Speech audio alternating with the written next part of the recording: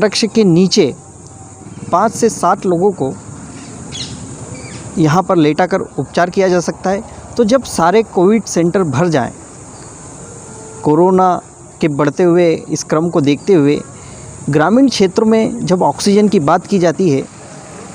तो ये एक सबसे बेहतर विकल्प है आईसीयू या जहाँ पर ऑक्सीजन उपलब्ध नहीं है। कोरोना गांव की तरफ बढ़ चुका है, ऐसे में आज इस प्राकृतिक उपाय की तरफ हमें ध्यान देना बेहद आवश्यक है। साथियों, एक स्वस्थ व्यक्ति को 1 मिनट में 16 से 20 बार ऑक्सीजन लेना पड़ता है, सांस लेना और छोड़ना पड़ती है। जब व्यक्ति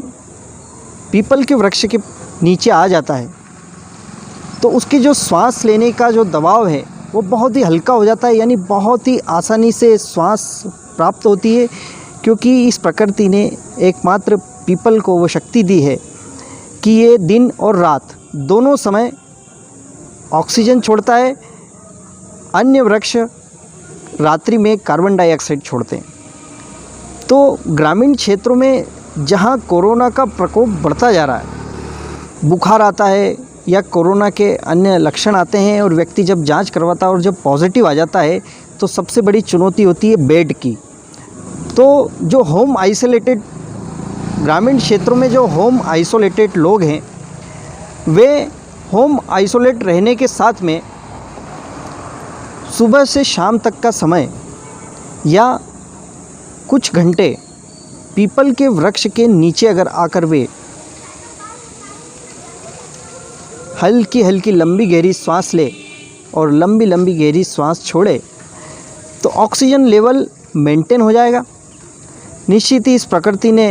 ऐसे ऐसे उपहार हमें दिए हैं, जहाँ पर चिकित्सा विज्ञान की सीमाएं समाप्त हो जाती है, वहाँ पर ये प्रकृति अपना प्रभाव देती है। तो इस प्राकृतिक वेंटिलेटर या ऑक्सीजन के एक प्राकृतिक उपाय के बारे में मैंने आपको बताया है और आपको पता भी होगा, लेकिन हम उसको फॉलो नहीं कर पा रहे हैं। तो ग्रामीण क्षेत्रों के लिए विशेष मेरा एक संकेत है कि गांव में अनेक पीपल के पेड़ हैं, खेत के किनारे, गांव के आसपास, गांव के बीच में भी अनेक पीपल के वृक्ष हैं। तो ऐसे लोग जिनको प्रारंभिक लक्षण हैं या उन्हें लगता है कि हमें कोरोना हो सकता है,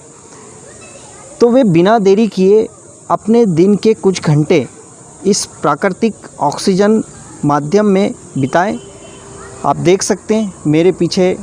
ये पीपल का वृक्ष, और इसकी पूजा होने के साथ में इसे ऐसी शक्ति दी गई है कि ये दिन में भी और रात में भी ऑक्सीजन छोड़ता है। तो जहाँ पर हर तरफ ऑक्सीजन की मारामारी है, ऑक्सीजन सिलेंडर नहीं मिल रहे हैं या बेड नहीं मिल पा रहे हैं, तो ऐसे में पीपल एक ऐसा माध्यम है जो प्राकृतिक रूप से व्यक्ति को ऑक्सीजन प्रदान करता है। और जो हमारे ऑक्सीजन का लेवल कम होता जा रहा है, जो लोग स्वस्थ हैं वे भी अपने दिन का कुछ समय पीपल के वृक्ष के नीचे गुजारें और प्राणायाम, भस्त्रिका प्राणायाम जो होता है वो पीपल के वृक्ष के नीचे आकर करें। तो ये एक हमारे इस संकट काल में बेहद ही उपयोगी एक उपाय है जो हम सभी को करना चाहिए, और सरकारों को भी, शासन प्रशासन को भी, चिकित्सा क्षेत्र के जिम्मेदार अधिकारियों को भी इस तरफ ध्यान देना चाहिए कि किस तरह से इस प्राकृतिक ऑक्सीजन के इस प्राकृतिक सोर्स का हम इस वर्तमान संकट काल में उपयोग करें। तो साथियों, आप भी